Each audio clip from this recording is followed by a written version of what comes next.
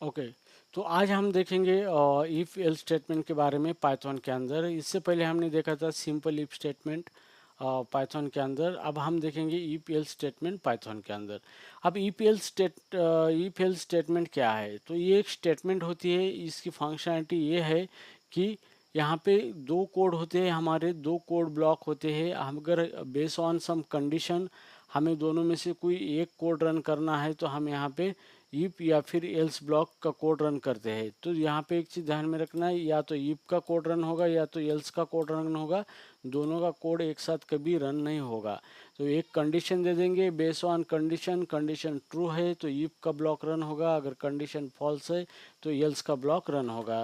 तो किस तरीके से हम यहाँ पे प्रैक्टिकली यहाँ पे करेंगे यहाँ पे, ठीक है। तो देखो सिंटैक्टिकली आपको लिखना है तो पहले आपको इफ लिखना होगा और लिप के अंदर कुछ कंडीशंस देनी होगी। जैसे कि मैं यहाँ पे इफ ट्रू लिखूँगा यहाँ पे कुलन, और जैसे एंटर कर दूंगा यहाँ पे, तो यहाँ पे देखो this is the first line of code, यहाँ पे मैंने लिखा है, ठीक है। तो ये इफ का पार्ट हो गया। अभी यहाँ पे मैं एल्स लिखता हूँ यहाँ पे इस तरीके से एल्स, और एल्स के अंदर इस तरीके से लिखूँगा this is the second line of code, ठीक है। तो यहाँ पे देखो दो ब्लॉक है मेरे, ये इफ ब्लॉक है, ये इफ का ब्लॉक है, और ये एल्स का ब्लॉक है यहाँ पे, ठीक है। तो इफ के अंदर हम जो कंडीशन देंगे उसके ऊपर निर्भर होगा कि ये ब्लॉक रन होगा या फिर ये ब्लॉक रन होगा। तो अभी फिलहाल मैंने स्टैटिक कंडीशन दे दी है ट्रू, तो इसका मतलब ऑलवेज इफ का ही ब्लॉक रन होगा, एल्स का ब्लॉक कभी रन होगा ही नहीं। क्यों? क्योंकि मैंने डायरेक्ट यहाँ पे ट्रू दिया है। लेकिन आपके प्रोग्रामिंग के अंदर वेरिएबल की वैल्यू जैसे जैसे बदलती है, स्टेट चेंज होते हैं, उसके हिसाब से इफ स्टेटमेंट की कंडीशन बदलती है डेटा के हिसाब से, और डायनामिकली इफ या फिर एल्स का ब्लॉक यहाँ पे रन होता है। तो ये एग्जांपल में मैंने डायरेक्टली यहाँ पे ट्रू लिया है, मतलब इफ की कंडीशन ट्रू हो रही है, जैसे ही ट्रू होती है तो इफ का ब्लॉक रन होगा, और कंडीशन यहाँ पे फॉल्स होती है तो एल्स का ब्लॉक यहाँ पे रन होगा यहाँ पे, ठीक है।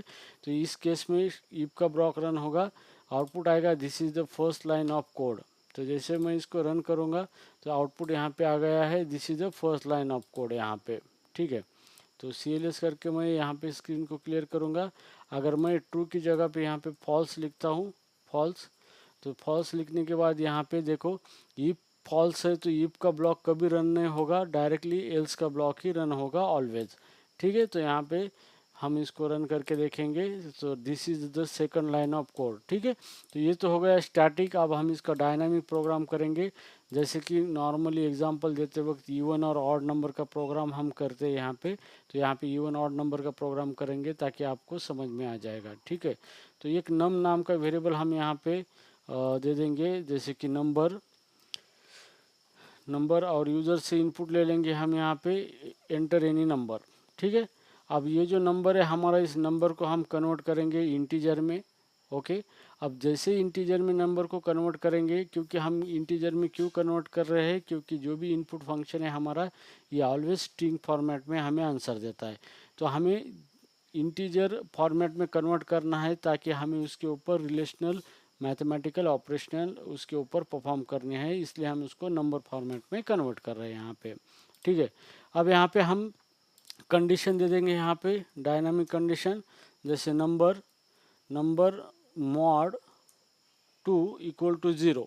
अगर नंबर को 2 से अगर हम डिवाइड करेंगे और रिमाइंडर 0 आता है तो ये इवन नंबर होता है ऑलवेज। अगर नंबर इवन है ऑलवेज, मतलब रिमाइंडर 0 आता है, तो यहाँ पे हम लिखेंगे this is even number, even number, ठीक है। इस तरीके से दिस इज इवन नंबर। अगर नंबर का जो भी नंबर है उसका रिमाइंडर नॉन जीरो आता है तो दिस इज ऑड नंबर। इस तरीके से हम यहाँ पे लिखेंगे this is an even number, this is an odd number, ठीक है। इस तरीके से तो बहुत ही सिंपल सा प्रोग्राम हमने किया है पाइथन के अंदर। ये आपको कॉम्पिटिटिव एग्ज़ाम में भी पूछा जाता है प्रोग्रामिंग के, तो आप इस तरीके के छोटे छोटे प्रोग्राम बना के अपना लॉजिक बिल्ड कर सकते हो। और अभी एआई आया है तो एआई खुद प्रोग्राम लिख के देगा, लेकिन आपको वो प्रोग्राम रीड करने के बाद आपको समझ में आना चाहिए कि लॉजिक क्या चल रहा है, ठीक है। तो एआई एक असिस्टेंट है, आपके लिए काम करेगा, लेकिन डिसीजन आपको ही लेना है। एआई ने किया हुआ कोड सही है या गलत है, वेरीफाई आपको ही करना है। आपको उसके अंदर देखना है कहाँ तक मॉडिफिकेशन करना है, कहाँ तक नहीं करना है। तो इसलिए आपका लॉजिक क्लियर होना बहुत ज़रूरी है, ठीक है।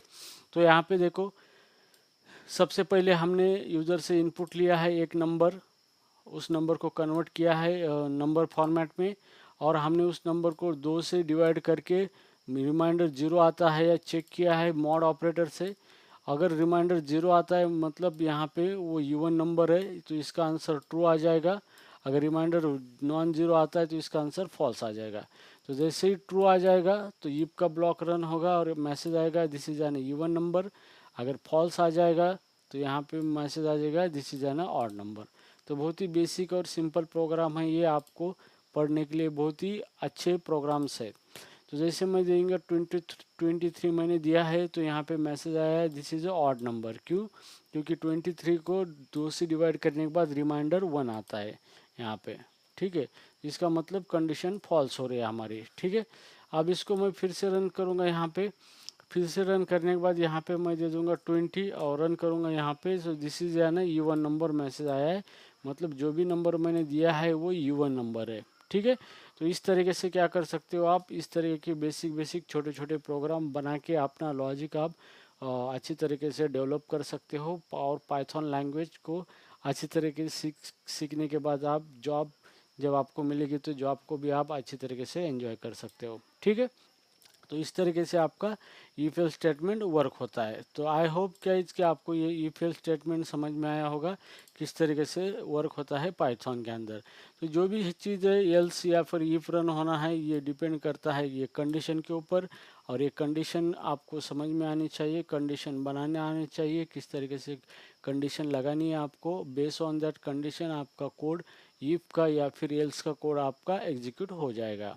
ठीक है, तो चलो नेक्स्ट टॉपिक देखते हैं। और आई होप कि आपको ये अंडरस्टैंड हुआ है if else statement in Python के अंदर। तो सिंटैक्स भी देखना है आपको, यहाँ पे इफ है, कोई ब्रैकेट नहीं है, उसके बाद कंडीशन है और उसके बाद कुलन है यहाँ पे कंडीशन के बाद, और उसके बाद सीधा इंडेंटेशन देके ब्लॉक के अंदर यहाँ पे कोड लिखना है आपको। ठीक है, तो चलो अगले टॉपिक को हम पढ़ते हैं।